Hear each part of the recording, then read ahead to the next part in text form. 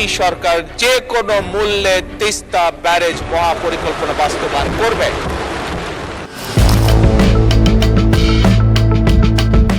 নীল জলে এবার ড্রাগনের প্ল্যান। সংসদে তারেক রহমানের হুঙ্কারে কাঁপছে কি সাউথ ব্লক? ডক্টর ইউনূসের পর চীনে তারেকের মিশন, যে কোনো মূল্যে বাস্তবায়ন হবে। তিস্তায় কি শেষ হচ্ছে প্রতিবেশী দাদার গোলামি? ১০২ কিলোমিটারের অর্থনৈতিক বিপ্লব। উত্তরের ২ কোটি মানুষের ভাগ্য বদলাতে চীনের বিলিয়ন ডলারের সুপরিকল্পিত উত্তর। একটু চোখ বন্ধ করে কল্পনা করুন তো দৃশ্যপটটি। হিমালয়ের বুক চিরে জন্ম নেওয়া এক প্রমত্ত নদী ভারতের সিকিম আর পশ্চিমবঙ্গের রুক্ষ পাহাড় পেরিয়ে আছড়ে পড়ছে বাংলাদেশের উত্তরাঞ্চলের সমতল ভূমিতে। যমুনার সাথে মিলনের আগে এই নদীর দুই তীর সেজে উঠেছে সবুজে মোড়ানো এক আধুনিক ইউরোপীয় শহরের মতো। নদীর দুই পাড় ঘেঁষে আকাশচুম্বী অট্টালিকা, গড়ে উঠেছে অত্যাধুনিক কৃষিভিত্তিক শিল্প কারখানা। শুকিয়ে চৌচির হওয়া নদীর বুকে এখন সারা বছর অথই পানি। ১০২ কিলোমিটার দীর্ঘ সেই নদীপথ চিরে ছুটে চলছে পণ্য বোঝাই বিশাল আকার কার্গো জাহাজ। নিয়ন্ত্রিত সেচ ব্যবস্থার জাদুতে উত্তরের কৃষকের উৎপাদন বেড়ে গেছে দ্বিগুণেরও বেশি। এটি কোনো কল্পবিজ্ঞানের গল্প নয়। আজ থেকে ১০ বা ১৫ বছর আগেই বাংলাদেশের উত্তরাঞ্চলের চিত্রটা ঠিক এমনই হতে পারত, কিন্তু হয়নি। কেন হয়নি জানেন? কারণ একটি স্বাধীন রাষ্ট্রের নদীর পানির অধিকারকে বন্দী করে রাখা হয়েছিল প্রতিবেশী এক পরাশক্তির অদৃশ্য শেকলে। সীমান্ত ঘেঁষা সেই দাদাগিরির কাছে মাথা নত করে রেখেছিল বিগত স্বৈরাচারী সরকার। তারা চেয়েছিল বাংলাদেশ যেন চিরকাল ভারতের পানি রাজনীতির কাছে জিম্মি হয়ে এক অনুগত গোলামের মতোই বেঁচে থাকে। কিন্তু ইতিহাসের চাকা সবসময় এক জায়গায় থেমে থাকে না। ২০২৬ সালের জাতীয় সংসদ সম্প্রতি সাক্ষী হয়েছে এমন এক হুঙ্কারের, যা কাঁপিয়ে দিয়েছে নয়াদিল্লির সাউথ ব্লকের ভিত।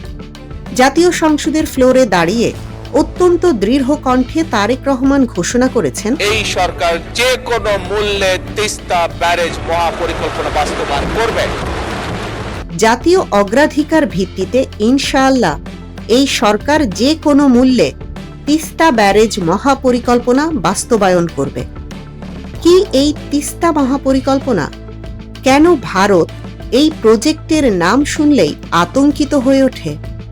আর চীনের বিলিয়ন ডলারের এই মেগা প্ল্যান কিভাবে বদলে দেবে বাংলাদেশের পুরো ভূ রাজনৈতিক সমীকরণ? আসুন আন্তর্জাতিক কূটনীতির এই শ্বাসরুদ্ধকর মেগা থ্রিলারের নিখুঁত ময়নাতদন্ত করি। তিস্তা বাংলাদেশের উত্তরের ২ কোটি মানুষের কাছে এই নামটি একই সাথে আশীর্বাদ এবং অভিশাপের। বর্ষাকালে ভারত যখন গজলডোবা ব্যারেজের সব গেট খুলে দেয়, তখন ভাসিয়ে নিয়ে যায় আমাদের ঘর বাড়ি। আবার শুষ্ক মৌসুমে যখন এক ফোঁটা পানির জন্য উত্তরের কৃষক হাহাকার করে, তখন তারা গেট বন্ধ করে তিস্তাকে পরিণত করে এক ধূসর মরুভূমিতে। বিগত হাসিনা সরকারের আমলে বারবার তিস্তা চুক্তির মূলা ঝুলিয়ে দেশের মানুষকে ধোঁকা দেওয়া হয়েছে।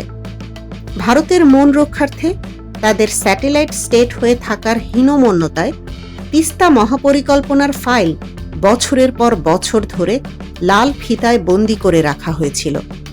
কিন্তু সংসদে তারেক রহমানের ওই একটি মাত্র বাক্য, যে কোনো মূল্যে বাস্তবায়ন করা হবে, প্রমাণ করে দিয়েছে ঢাকার নীতি নির্ধারকরা আজ আর দিল্লির রিমোট কন্ট্রোলে চলছেন না। পরাধীনতার সেই অদৃশ্য শেকল ভাঙার সময় এখন কড়া নাড়ছে উত্তরের জনপদে। এখন প্রশ্ন হলো, কি আছে এই তিস্তা মহাপরিকল্পনায়? কেন এটি নিয়ে এত উত্তেজনা?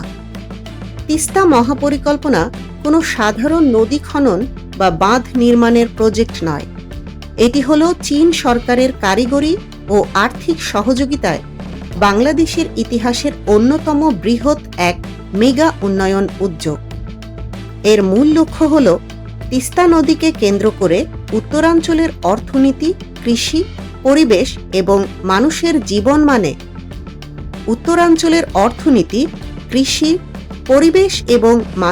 জীবনমানে এক অভাবনীয় এবং সামগ্রিক পরিবর্তন আনা। চীনের প্রকৌশলীরা যে ব্লুপ্রিন্ট তৈরি করেছেন তা আক্ষরিক অর্থেই চোখ ধাঁধানো। তিস্তার বুকে ১০২ কিলোমিটার দীর্ঘ খনন কাজ চালিয়ে নদীর নাব্যতা সারা বছরের জন্য ফিরিয়ে আনা হবে।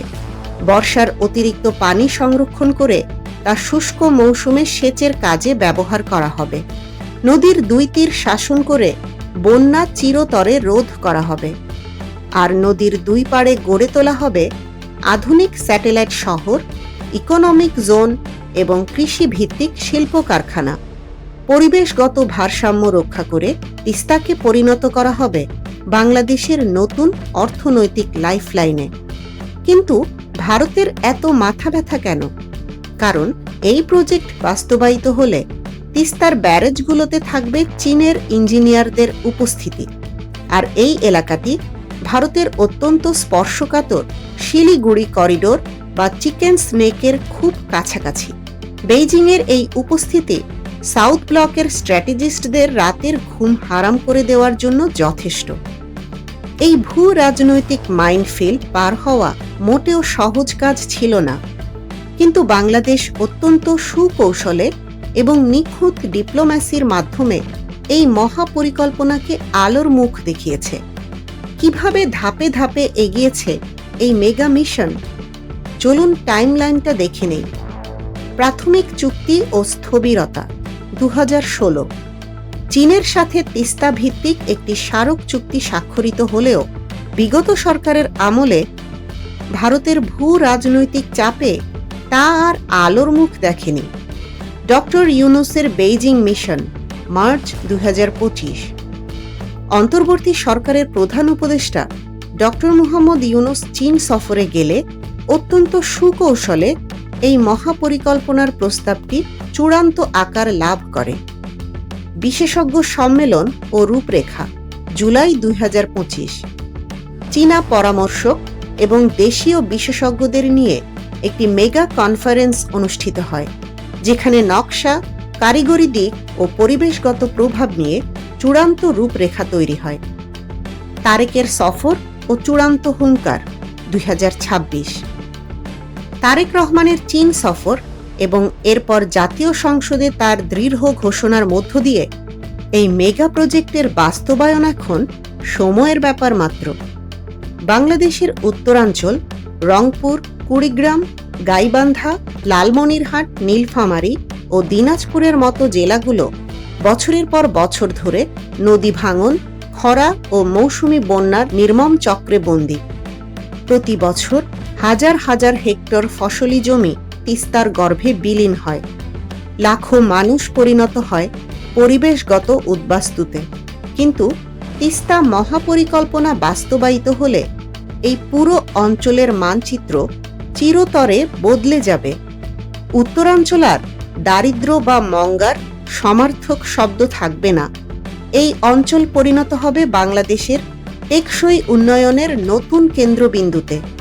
জীববৈচিত্র্যের সাথে সামঞ্জস্য রেখে নদীর প্রাকৃতিক প্রবাহ রক্ষা হবে, আবার একই সাথে অর্থনীতির চাকা ঘুরবে রকেটের গতিতে।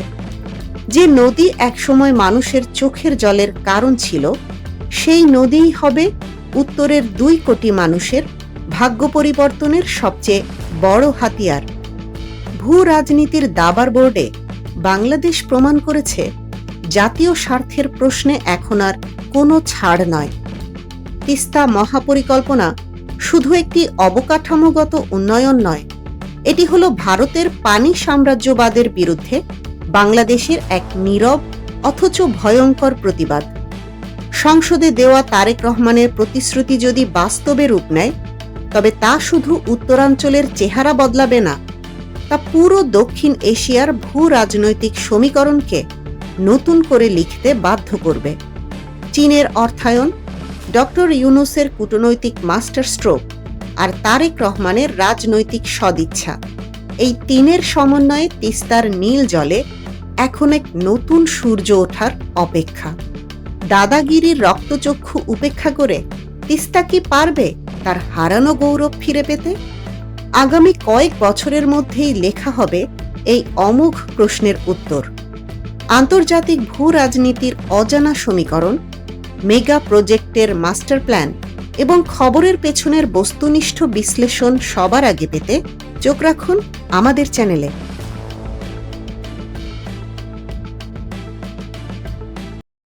এতক্ষণ দেখছিলেন ইকো অফ বাংলাদেশ। প্রতিদিনের এমন নিউজ আপডেট পেতে সাবস্ক্রাইব করুন আমাদের চ্যানেল, সেই সাথে অন করে রাখুন বেল আইকন।